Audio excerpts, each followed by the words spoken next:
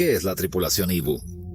Hoy vamos a cubrir 3 casos increíbles que han sido encontrados en lugares extremadamente extraños y que te dejarán completamente sin palabras. Vamos a hacerlo. La primera historia que vamos a cubrir hoy es Sondalai Savia. Una extremidad rota o esguince nunca es una experiencia particularmente divertida. Por supuesto, la parte más dolorosa de romper un brazo y una pierna es el dolor del freno en sí. Pero la segunda parte más dolorosa, es cierto, ir al hospital para cuidar de la pierna rota. Esperar en la sala de estar puede parecer una eternidad. Tomar una radiografía puede llevar mucho más tiempo de lo que uno piensa. Y el proceso real de poner un yeso a una persona lesionada puede ser tedioso e incómodo. Sondeli, un trabajador de la construcción y nativo de Durban, Sudáfrica, se dirigió al Mahatma Gandhi Memorial Hospital en Durban a primera hora de la tarde con considerable angustia. Cuando llegó, como era de esperar, estaba en el salón del hospital esperando su turno como cualquier otro paciente potencial. Después de un largo periodo de espera, Sondalai finalmente fue visto por los médicos y finalmente se sometió a una radiografía. Sus radiografías regresaron, mostrando que tenía una fractura en el fémur, que definitivamente necesitaba más tratamiento. En ese momento, el personal del Mahatma Gandhi Memorial Hospital ordenó a Sundarai que permaneciera durante la noche durante varios días hasta que recibiera el tratamiento adecuado. De hecho, Sandel será trasladado a otra institución cercana, el Hospital Addington, para ver a un cirujano ortopédico adecuado para su tratamiento en yeso.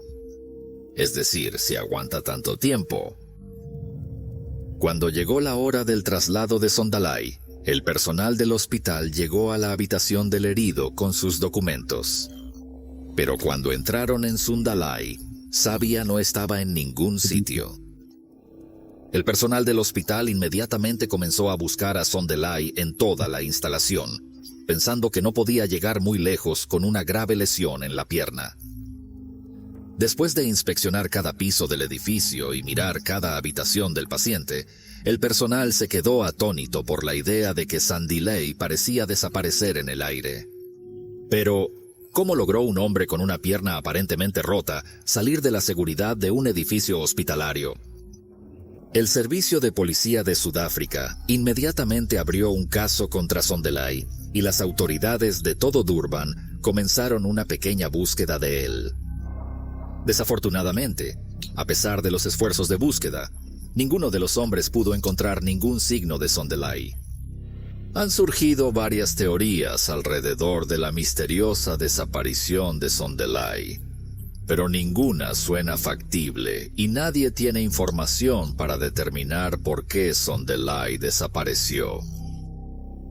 De vuelta al Mahatma Gandhi Memorial Hospital, el personal no pudo evitar estar profundamente preocupado por la salud de Sondalai.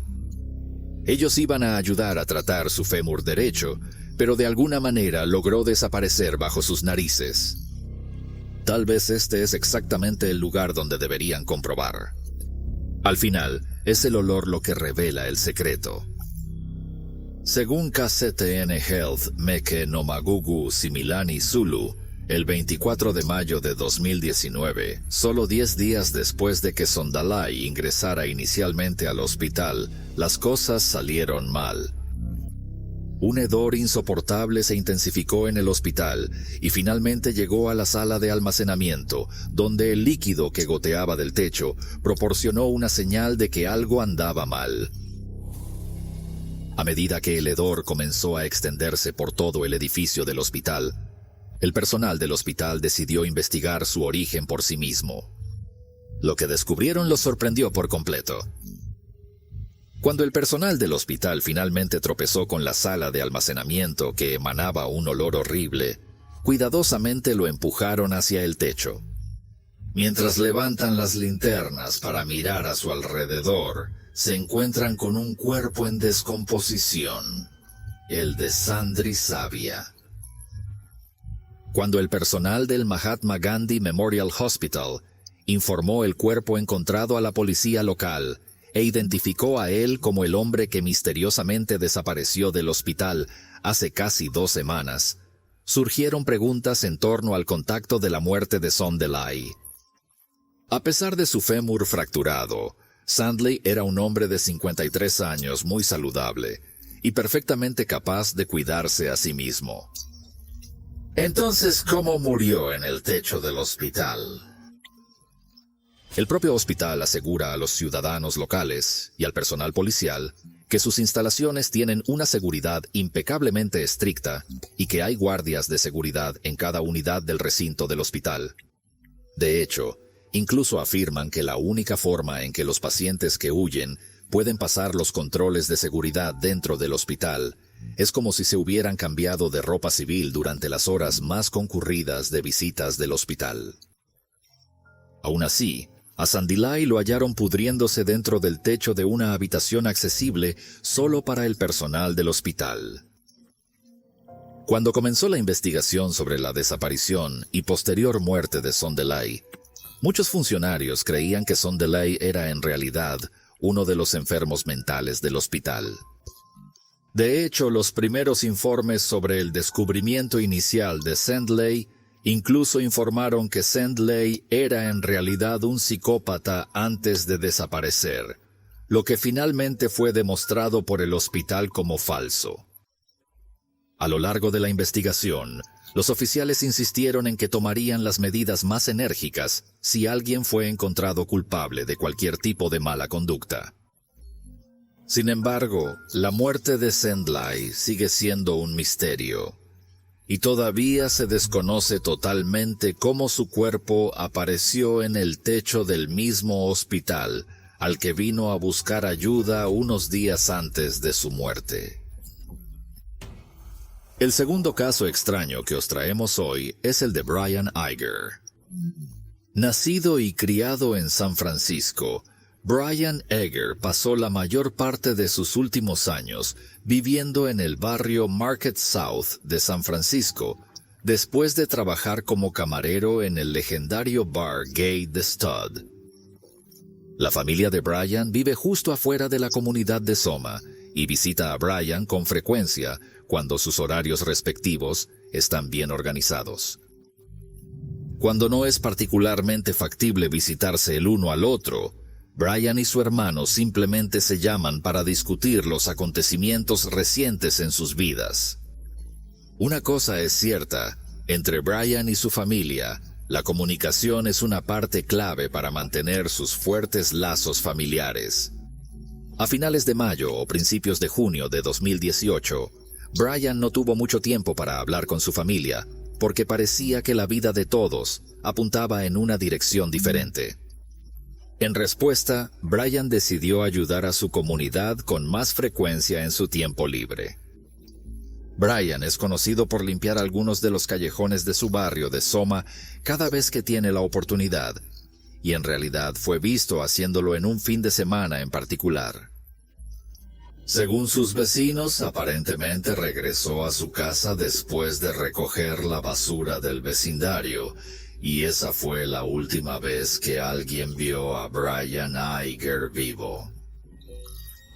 A finales de junio o principios de julio de ese año, aproximadamente un mes después, el hermano mayor de Brian, Devon, intentó llamarlo para saber de los acontecimientos recientes.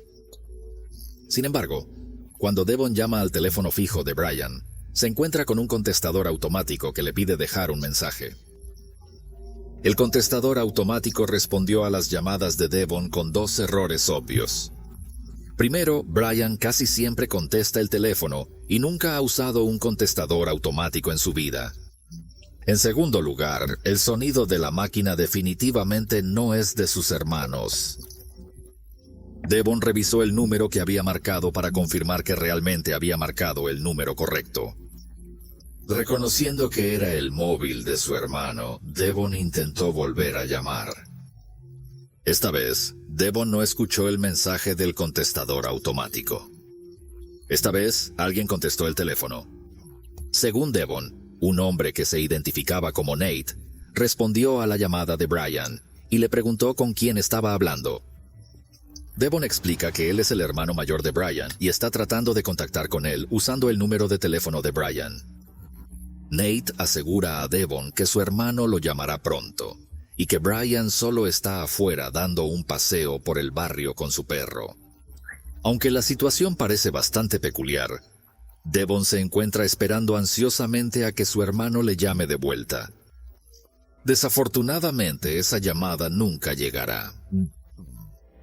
Devon no está del todo preocupado por el comportamiento peculiar de su hermano, ya que Brian podría simplemente estar muy ocupado o conociendo gente nueva que aún no ha conocido. Pero a finales de julio de 2018, los vecinos de Brian descubrieron que el hombre parecía estar desaparecido. Usted ve, Brian es uno de los pocos miembros de la comunidad Soma que casi conoce a todos los demás. Cuando múltiples vecinos se dan cuenta de que no han visto a Brian en mucho tiempo, la noticia comienza a extenderse rápidamente y todo tipo de personas se vuelven muy preocupadas por la salud del hombre. La policía recibió varias llamadas telefónicas de los vecinos de Brian, quienes expresaban su preocupación de que él podría estar desaparecido o gravemente herido en su casa. La policía decidió tomarse el tiempo para visitar la casa de Brian para ver si el hombre necesitaba ayuda. Sin embargo, cada vez que los agentes pasaban por el lugar, Brian no estaba. Lo más inquietante de todo, nadie nunca responde cuando tocan la puerta. Por una razón u otra, la policía determinó que Brian debe haber estado fuera de la ciudad sin que ninguno de sus vecinos lo supiera. Debido a estas suposiciones, la policía parece estar menos preocupada por la aparente desaparición de Brian. Sin embargo, los residentes de la comunidad de Soma tienen distintas opiniones. Uno de los vecinos de Brian, Scott Free, decidió publicar sobre la posible desaparición de Brian en las redes sociales, ya que él y sus otros vecinos temían que la policía no estaba tomando en serio sus preocupaciones. Después de que la publicación de Scott sobre Brian comenzó a circular, muchos otros vecinos que conocían a Brian echaron leña al fuego, diciendo que también estaban preocupados por el hombre. En general, los vecinos llegaron a un acuerdo y prometieron vigilar de cerca la casa de Brian y permanecer atentos a cualquier actividad sospechosa o eventualmente cualquier señal de Brian. Todos los ojos están puestos en la casa de Brian, y es solo cuestión de tiempo antes de que sus vecinos en Soma noten algo inusualmente fuera de lugar. Los vecinos afirman haber visto a dos extraños entrando y saliendo regularmente de la casa de Brian. Nadie del vecindario había visto a los dos jóvenes, pero estaban seguros de que Brian no tenía nada que ver con ellos. Los residentes de Soma se encuentran nuevamente tratando de convencer a la policía local de San Francisco de investigar la desaparición de Brian, aunque sus esfuerzos parecen bastante infructuosos. La hermana de Brian también empezó a preocuparse porque su familia no había tenido noticias de él durante meses. Por lo tanto, después de varias llamadas telefónicas de los vecinos de Soma y de la propia familia de Brian, algunos oficiales de policía decidieron volver a visitar la casa de Brian el 4 de agosto. Cuando la policía llamó a la puerta principal, nuevamente no obtuvieron respuesta. Según los vecinos de Brian, los dos hombres que vieron parecían estar sin hogar y parecían haber vivido en la casa de Brian durante mucho tiempo, lo que explica en parte por qué nadie en el barrio había visto a Brian recientemente. Aunque los dos extraños no respondieron a la puerta ni hablaron con la policía, los vecinos vieron una notable diferencia en la casa de Brian después de un tercer intento de registro de la policía. Apenas unas horas después de que la policía abandonara la casa de Brian, los vecinos afirmaron haber visto una gran cantidad de jabón goteando debajo de la puerta. Además del jabón, los vecinos dijeron que podían oler un fuerte olor a lejía cuando se acercaron a la casa de Brian. Después de lo que describieron como una sesión de limpieza intensiva, se informó que personas ajenas en la casa de Brian incluso fueron vistas pintando una parte de la fachada de la casa, incluida la puerta principal, para ocultar algo. El 7 de agosto, la hermana de Brian informó oficialmente de la desaparición de Brian. Y para el 14 de agosto, los residentes de Soma volvieron a llamar a la policía después de ver a una empresa privada de limpieza de escenas de crímenes estacionada fuera de la casa de Brian por un largo periodo de tiempo. Esta vez, la policía respondió inmediatamente a las declaraciones de los vecinos y envió varios oficiales a la casa de Brian. Allí, la policía arrestó a uno de los dos extraños que, según el informe de la policía, habían vivido juntos en la casa de Brian durante casi 2 meses. La policía informó que el hombre era Robert McCaffrey, de 52 años, y los vecinos de Brian dijeron que tenía al menos $1,000 en efectivo a mano, que dijeron que usaría para pagar a una empresa de limpieza de escenas de crímenes. Solo 2 días después, la policía encontró a lo que dijeron que era otro sospechoso de la desaparición de Brian, Lance Silva, de 39 años, y posteriormente lo arrestó en un hotel residencial cercano. Después de que los dos fueron arrestados y entrevistados, la policía acusó a los dos de robo de identidad y delitos financieros, porque Robert y Lance supuestamente usaron la tarjeta de crédito de Brian para comprar un automóvil. Una cosa que todavía no estaba claro para los investigadores en ese momento era el paradero de Brian. En las horas posteriores al arresto inicial de Robert y Lance, la policía regresó a la casa de Brian para buscar a fondo pistas sobre el paradero de Brian. Es decir, si realmente está vivo en este momento. El 17 de agosto de 2018, después de 4 días de registros en la casa, la policía descubrió algo que nunca habían previsto. En la casa de Brian hay una sala de almacenamiento justo debajo de las escaleras. Cuando la policía abrió la sala de almacenamiento, inmediatamente se encontraron con un hedor insoportable. En su interior había una pecera bastante única escondida. Fue entonces cuando los investigadores notaron algo extraño rellenado en la pecera.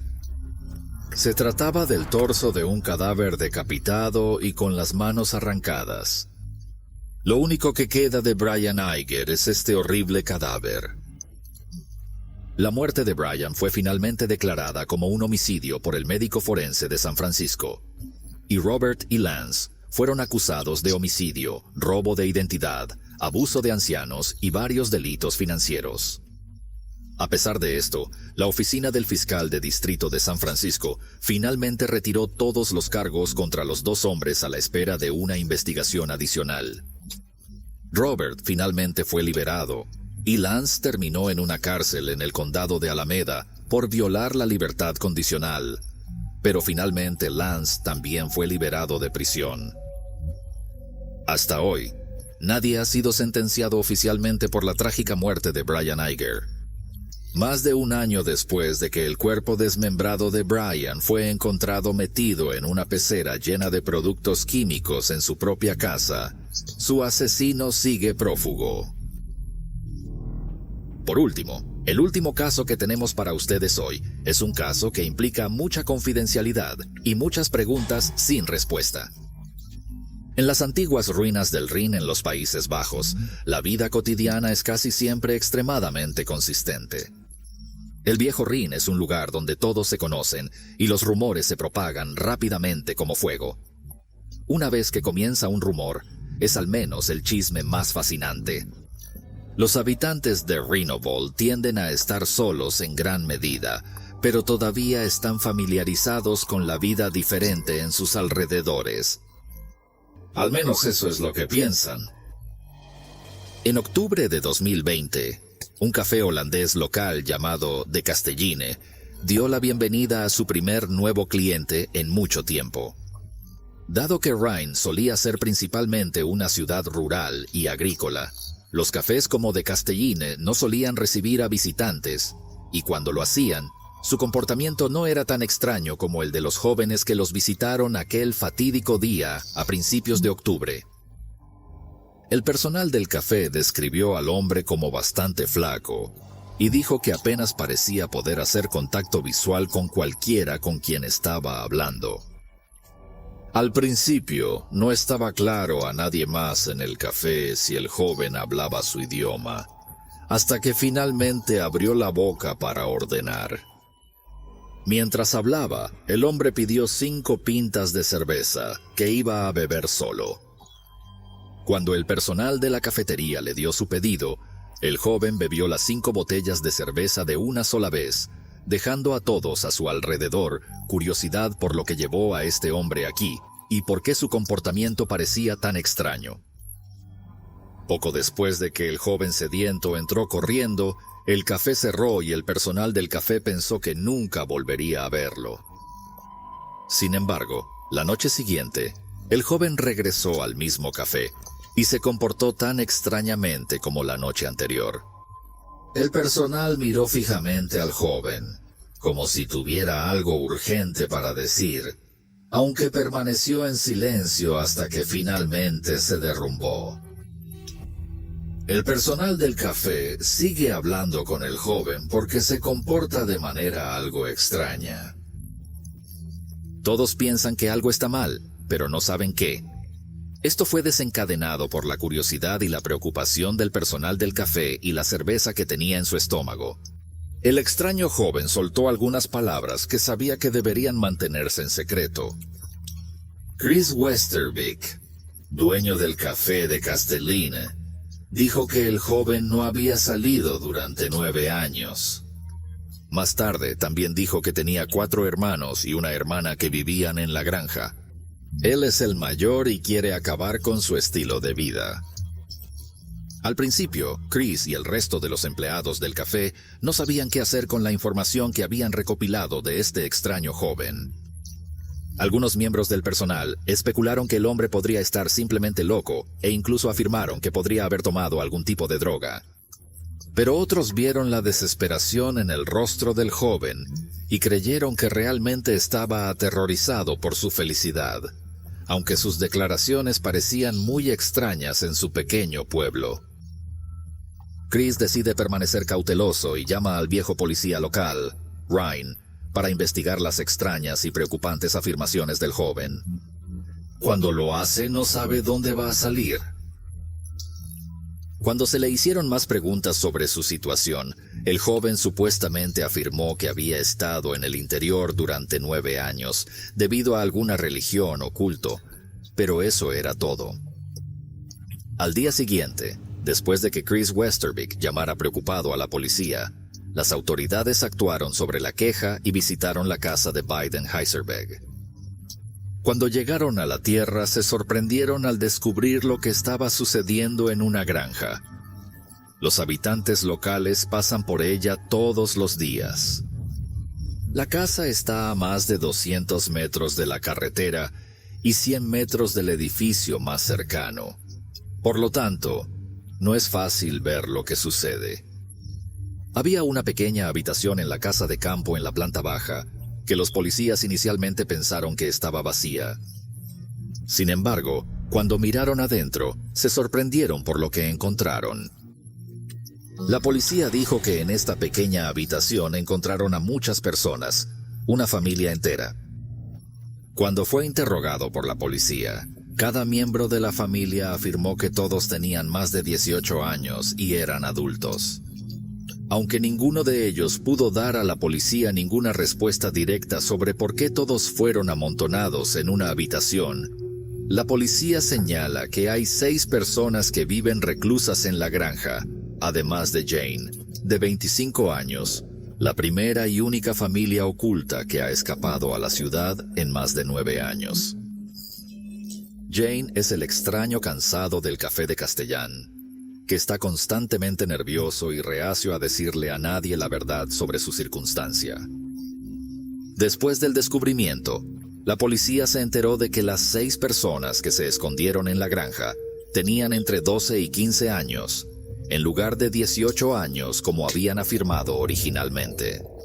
Parecen haber sido enseñados a mentir sobre su edad si son descubiertos, aunque algunos de ellos se muestran reacios a salir del lugar.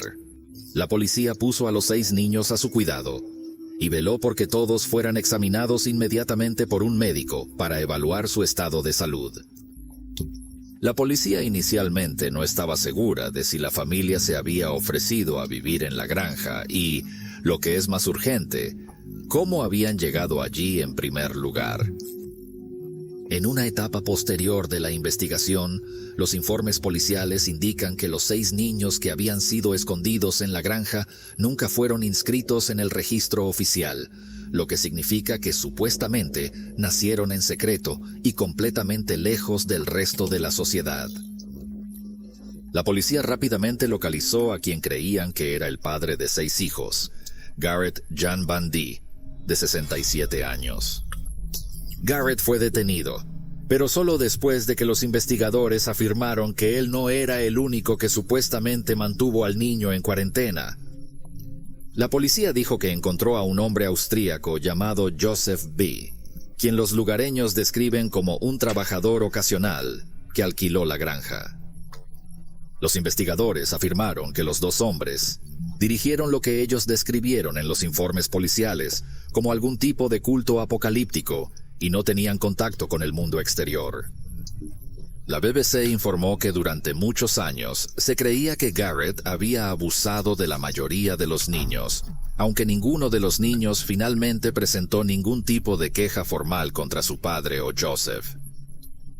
A medida que la investigación avanzaba, la policía se enteró de que Garrett en realidad tenía 3 hijas mayores, que supuestamente lograron salir de la casa antes de que la familia se retirara de la sociedad, después de que la policía descubriera su supuesto culto. Garrett fue acusado de lavado de dinero, detención ilegal y otros delitos. Joseph B. fue acusado, sospechoso de secuestro y lavado de dinero. Según fuentes de autoridad, Garrett y Joseph son muy conscientes de que lo que hacen será castigado por la ley. Garrett Van Dee es un genio malvado, pero Joseph B. es su compañero en el crimen. Durante el juicio, se reveló que los investigadores afirmaron haber encontrado pruebas de malos tratos a los niños en la granja. La fiscalía alegó que se les pidió a los niños que rezaran durante varias semanas a la vez, y que, según los informes, a veces solo se les dio agua para beber y nada para comer.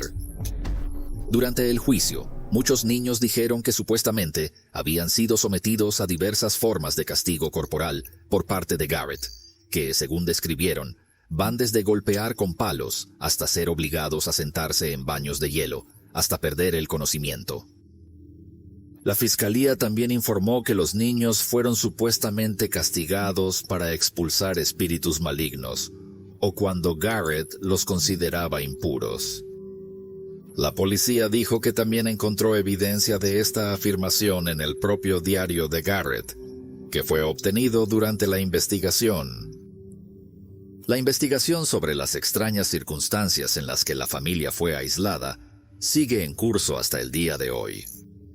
Joseph y Garrett permanecen bajo custodia policial, mientras los investigadores intentan comprender mejor lo que realmente ha sucedido en la granja durante los últimos 9 años. Mientras tanto, Jane, junto con los niños, se están adaptando al mundo exterior de forma gradual y paso a paso. Vale la pena aprender de los 3 casos que cubrimos hoy, porque nunca se sabe qué tipo de historias de terror pueden estar escondidas debajo de su nariz.